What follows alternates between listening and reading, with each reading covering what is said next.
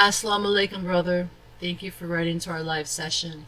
And as I understand it, this is your second time asking this question, and so, seeking some clarification on which direction you may like to take, and maybe a little bit of more in-depth but more clear, brief responses.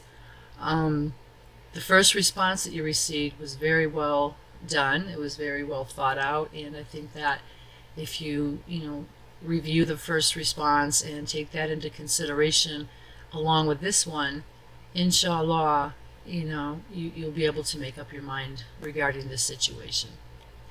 So with that said, you would like to marry a girl, however she was the victim of rape.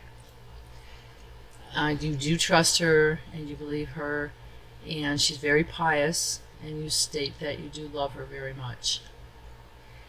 However, your brother has advised you not to, and he said he would never marry anybody who was the victim of rape. And I'm not sure why he would say that, other than what the other counselor has advised you to do and the possible reasons that your brother feels this way. However, I'm going to add in, more of a perspective of why your brother might have said that, and that is the value of a woman's virginity, obviously, in Islam and also in Christianity and other faiths. But again, rape is not, the willingness to give up one's, virginity. It is not an act of passion. In fact, rape is an act of violence. And sadly, many, many, many women have been raped, and there's probably, women who are in marriages who have been raped but have not disclosed it to their husbands. Worldwide, rape and abuse of women and children is an epidemic, and it is like abhorrent in the eyes of Allah, and Allah just hates abuse and rape of a child or of a woman. And whoever does these heinous acts against women and girls, Allah will deal with them. Now, unfortunately, some women and girls who have been raped suffer from trauma, and understandably so, right? And possibly other mental health issues. However, there is treatment for that, and therapy helps a lot, and also different techniques. I'm not going to get into here because it'd be too lengthy. However, I would like you to ask yourself,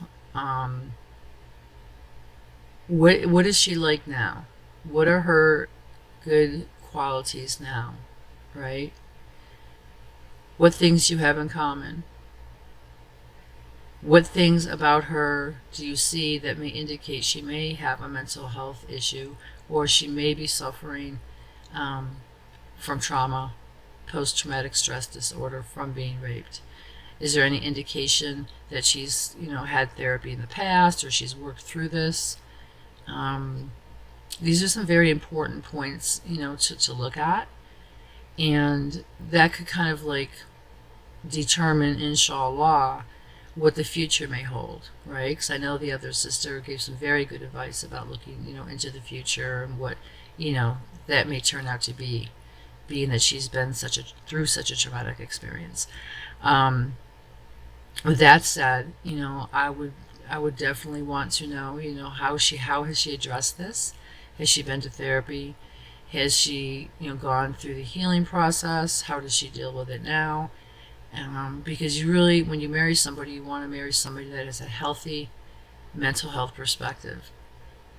Now, don't get me wrong. Everybody suffers from mental health issues from time to time in this life. There's no escaping it.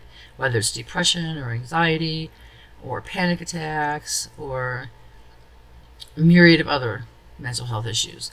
But, some are worse than others in terms of, healing and getting over and dealing with, like schizophrenia may be one, bipolar is another. But this doesn't mean we shouldn't marry the person, right? All it means is that it's a good thing that we know before we marry them, because if we didn't know and we got married to somebody and all of a sudden we found out that they, were suffering from PTSD or they were suffering from schizophrenia. I mean, it would be a shock, and then that would be something that we would have to adjust to and deal with and help them through. So knowing beforehand, before marriage, is really a good thing. And I believe that if somebody does suffer from any illness, for that matter, they're supposed to disclose that before marriage. But you might want to ask the scholar section about that. But I believe that is one condition. From what the very brief answer, or the very brief response that you've written, she seems to be well adjusted. She seems to be doing really good, and she is pious. So perhaps she has worked through this. But you won't know unless you inquire.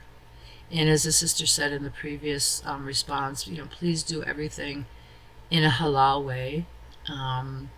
Yes, you should cut off relationships with her, but still speak with her to get to know her if you plan on marrying her. And by getting to know her, I mean, continue your conversations for compatibility, goals, and aims of marriage, and where you both stand in Islam, and having children, and how to raise them, and so forth. And as well, considering her situation, has she healed from the trauma? Has she had therapy? This will give you an indication kind of maybe, where she may go in the future concerning her mental health. And with that said, again, there's so many children that are victims of sexual abuse, molestation, and women as well. And it's very, very sad, and it's not fair, and it's cruel to hold that against them, because first of all, they're victims, and when people do that, oh, I don't want to marry her, she's been raped, she's not a virgin, or maybe she wasn't raped. I mean, that's just re-victimizing the innocent, and that's kind of like a sin too. Do you know what I'm saying? When somebody was oppressed and beat and raped, that's a sinful act and an appallable act, in the eyes of Allah. And then somebody else is going to come along and say, oh, well, that person was raped. Oh, I don't want to deal with them. I mean, that's compounding it. Do you know what I'm saying? But on the other hand, you want to make sure that her mental health is intact, and if it's not, that she's willing to get mental health therapy and counseling so she can heal. And at that point, you would have to determine whether or not this is something that you want to be involved with, not directly per se, but as somebody who might be her husband, inshallah. Is this something that you're prepared to do? Right? So as long as there's a full understanding, between the both of you of kind of like where she's at with her healing, if something comes up in the future, are you prepared to, help her through it? Are you prepared to, deal with the ramifications of, if she possibly gets depressed or she has flashbacks? Another suggestion is, inshallah, you might want to, talk with a therapist or a counselor, somebody who's knowledgeable about children who have been raped and women who have been raped, and just get their perspective, of some of the outcomes, what the success rates are, what to look for, signs of illness or relapse from treatment, and so on. But I think that talking to somebody who is an expert in the field, again, a therapist or counselor, psychologist, would give you great insight. So the last thing I just want to say is that, Allah loves to forgive, and Allah loves those who come to Him and pray and do zikr.